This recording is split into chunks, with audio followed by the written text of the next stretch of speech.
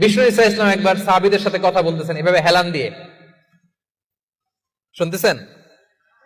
বিশ্বনবী হেলান দিয়ে বলেন, আলা উনাব্বিউকুম বিআকবারিল কাবায়ের, সবচেয়ে বড় কবিরা গুনাহ কোনটা তোমরা জানো নাকি?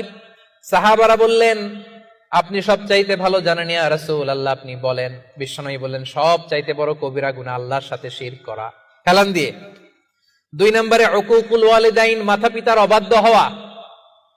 3 নম্বরটা যখন বলবেন হেলান থেকে উঠলেন এভাবে, সিরিয়াস। 3টা কবিরা গুনাহ তোমাদের বলবো না, বলেন।